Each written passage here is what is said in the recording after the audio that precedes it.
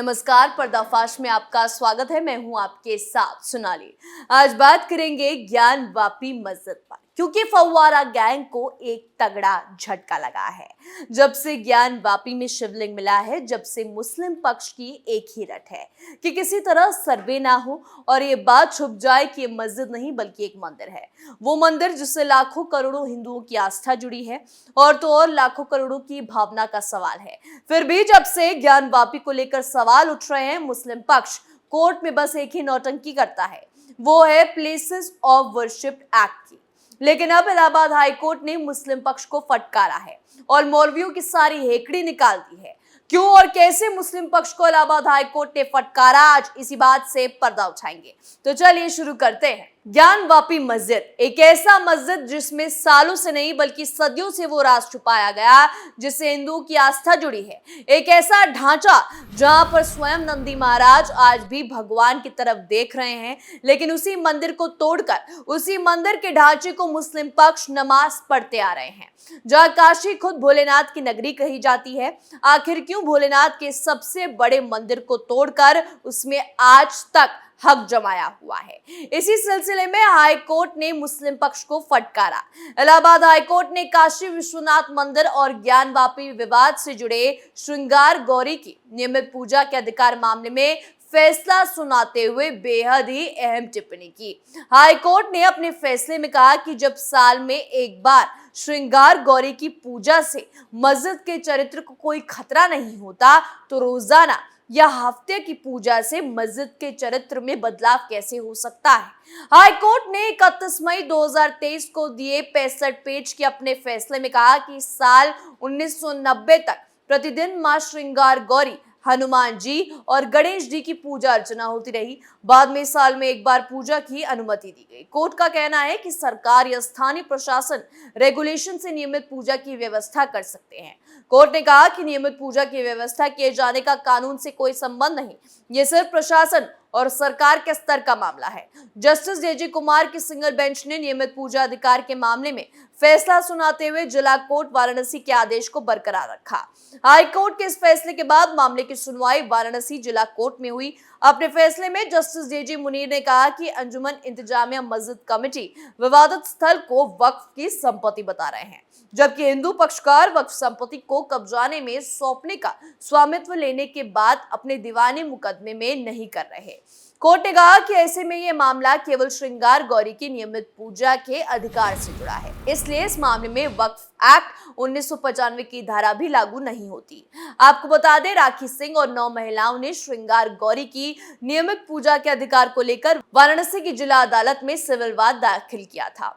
अंजुमन इंतजामिया मस्जिद कमेटी वाराणसी ने वाद की पोषणीयता पर आपत्ति करते हुए अर्जी दाखिल की। दलील दी कि कोर्ट को प्लेसेस ऑफ वर्शिप एक्ट 1991 के तहत अदालत को यह वाद सुनने का अधिकार नहीं है।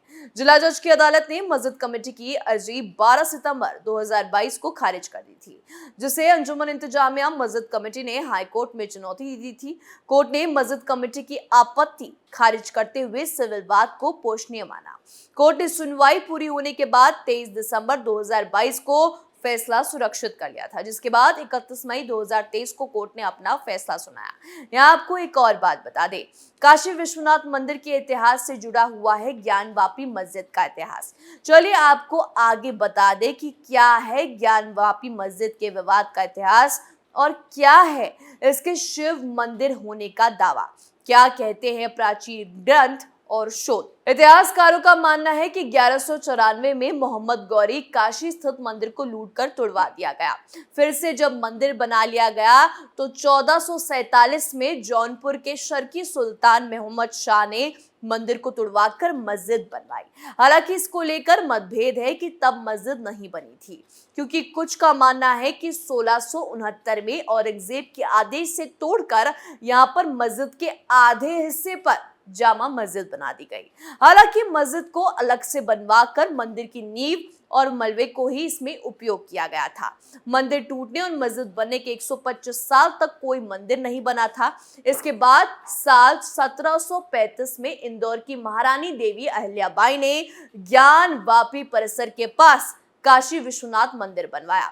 ज्ञानवापी मस्जिद का पहला जिक्र 1883 से 84 के दस्तावेजों में जामा मस्जिद ज्ञानवापी के तौर पर दर्ज किया गया। 1809 में हिंदू समुदाय के लोगों की तरफ से ज्ञानवापी मस्जिद को उन्हें सौंपने की मांग की गई। 30 दिसंबर 1810 को बनारस के तत्कालीन जिला दंडाधिकारी मिस्टर वॉटसन ने वाइस प्रेसिडेंट इन काउंसिल को एक लेटर लिखकर ज्ञानवापी परिसर हिंदुओं को हमेशा के लिए सौंपने को कहा, लेकिन ये कभी पॉसिबल ही नहीं हो पाया। 1936 में दायर एक मुकदमे पर 1937 के फैसले में ज्ञानवापी को मस्जिद के तौर पर एक्सेप्ट किया गया। 1984 में विश्व हिंदू परिषद ने कुछ राष्ट्रवादी संगठनों के साथ मिलकर ज्ञानवापी के स्थान पर मंदिर बनाने के उद्देश्य से राष्ट्रव्यापी अभियान चलाया। 1991 में हिंदू पक्ष की ओर से हरिहर पांडे, सोमनाथ व्यास और प्रोफेसर रामरंग शर्मा ने मस्जिद और संपूर्ण परिसर में सर्वेक्षण और उपासना के लिए अदालत में एक याचिका दायर की। मस्जिद सर्वेक्षण के लिए एक दायर की गई याचिका के बाद संसद ने उपासना स्थल कानून बनाया। तब आदेश दिया गया कि 15 अगस्त 1947 से पहले अस्तित्व में आए किसी भी धर्म पूजा स्थल को दूसरे में नहीं बदला जा सकता। प्लेसेस ऑफ वर्शिप एक्ट इसे ही कहा जाता है। फिर 1993 में विवाद के चलते इलाहाबाद हाईकोर्ट ने स्टे लगाकर यथास्थिति कायम रखने का आदेश दिया। 2018 में सुप्रीम कोर्ट ने आदेश की वैधता 6 महीने के लिए बताई। 2019 में वाराणसी कोर्ट में फिर से इस मामले में सुनवाई शुरू हुई। 2021 में फास्ट ट्रैक कोर्ट ने ज्ञानवापी मस्जिद के एएसआई की मंजूरी दी। 2022 में कोर्ट के आदेश के अनुसार ज्ञानवापी मस्जिद के सर्वे का काम पूरा हुआ। सर्वे में शिवलिंग भी मिला, जिसे मुस्लिम पक्ष शिवलिंग नहीं बता रहा बल्कि फव्वारा बता रहा है। अब एक सवाल यहाँ पैदा होता है कि शिवलिंग को जो ये लोग फव्वारा बता रहे हैं, क्या वो फव्वारा है या शिवलिंग, जिस पर अभी डिबेट चल रहा है। तो आपको बता दें कि आखिर ज्ञानवापी में जो इतना विवाद चल रहा है, आखिर हिंदुओं के पास क्या प्रूफ है कि वहां मंदिर था। अब हिंदू पुराणों के अनुसार काशी में विशालकाय मंदिर में आदि लिंग के रूप में अविमुक्तेश्वर शिवलिंग स्थापित है। इसका उल्लेख महाभारत और उपनिषद में भी किया गया है। 11वीं सदी में राजा हरिश्चंद्र ने जिस विश्वनाथ मंदिर का जीर्णोद्धार करवाया था, उसका सम्राट विक्रमादित्य ने अपने कार्यकाल में फिर जीर्णोद्धार करवाया।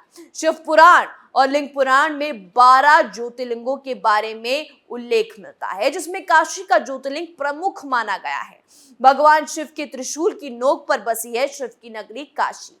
भगवान शंकर को ये गद्दी काफी पसंद है, इसलिए उन्होंने इसे अपनी राजधानी एवं अपना नाम काशीनाथ रखा। विष्णु ने अपने चिन्ह से यहाँ एक पुष्टकरणी का निर्माण किया और लगभग 50,000 सालों तक ये वहां घोर तपस्या करते रहे। भागीरथी गंगा के तट पर धनुषकारी बसी हुई है, जो पाप नाशिनी है। कथित मस्जिद और नए विश्वनाथ मंदिर के बीच 10 फीट गहरा कुआं है, जिसे ज्ञानवापी कहा जाता है। इसी कुएं के नाम पर मस्जिद का नाम पड़ा। स्कंद पुराण में कहा गया है कि भगवान शिव ने स्वयं लिंगाभिषेक के लिए अपने त्रिशूल से एक कुआं बनाया। कहते हैं कि कुएं का जल बहुत ही पवित्र है, जिसे पीकर व्यक्ति ज्ञान को प्राप्त हो जाता है। ज्ञान यानी बोध होना और वापी यानी जल। ये भी कहते हैं कि शिव जी ने यहाँ अपनी पत्नी पार्वती को ज्ञान दिया था, इसलिए इस जगह का नाम ज्ञानवापी या ज्ञान का कुआं पड़ा। ज्ञानवापी का जल श्री काशी विश्वनाथ पर चढ़ाया जाता था। ज्ञानवापी मस्जिद का आर्किटेक्चर एक मिक्सचर है। मस्जिद के गुंबद के नीचे मंदिर के स्ट्रक्चर जैसी दीवार नजर आती है और मंदिर के खंभे भी हिंदू मंदिर शैली में बने हुए हैं। अब आप सोच रहे होंगे कि कैसे वो एक मंदिर है, शिवलिंग के अलावा क्या प्रूफ है कि वो मस्जिद नहीं। तो आपको बता दें कि ज्ञानवापी मस्जिद की दीवारों पर स्वास्तिक, त्रिशूल और ओम के निशान पाए गए हैं। इसमें मगरमच्छ की कार्विंग है, जहां नमाज पढ़ी जाती है और वहां पर दीवारों में जगह जगह श्री ओम जैसे शब्द लिखे हैं। ओम नमः शिवाय ये हर हिंदू बोलता है, लेकिन क्या मस्जिद में ऐसे शब्द बोले जाते हैं? नहीं। तो आखिर क्यों वहां मस्जिद के अंदर ओम लिखा हुआ है? लिखे हुए स्तंभ में ऑक्टागन की शेप में है, जो कि हिंदू मंदिरों में पाए जाते हैं। आप किसी भी मंदिर का स्ट्रक्चर देखेंगे तो वो ऑक्टागन में बना हुआ है। मस्जिद की ओर मुंह किए हुए नंदी इस बात को दर्शाते हैं कि उस ओर शिवलिंग है। मस्जिद परिसर में स्थित श्रृंगार गौरी मंदिर का होना इस बात का सबूत है। ज्ञानवापी मस्जिद का जो मुख्य गुंबद है, उसके नीचे भी एक गुंबद है। दोनों के बीच करीब 6 से 7 फुट का गैप है। नीचे के गुंबद को गुंबद नहीं कहा जा सकता क्योंकि वो शंकुआकार है। ऐसा हिंदू सत्यापन शैली में ही बनता है। गुंबद में जो नीचे का भाग है वही मंदिर का मूल स्ट्रक्चर है। ये बात कोर्ट भी जानता है और कोर्ट की टिप्पणी से भी साफ होता है कि अगर इतने सालों से आप मंदिर में नमाज पढ़ सकते हो तो साल में और हफ्ते में एक बार पूजा से क्या पहाड़ टूट जाएगा। इस टिप्पणी से मुस्लिम पक्ष का रो रो कर बुरा हाल है और अब तो काशी में शिवलिंग की कार्बन डेटिंग की परमिशन मिल चुकी है। अब देखना यह होगा कि कार्बन डेटिंग से मुस्लिम पक्ष को कितना बड़ा तमाचा लगेगा। पर्दाफाश में आज के लिए इतना ही। देखते रहिए कैपिटल टीवी उत्तर प्रदेश। नमस्कार।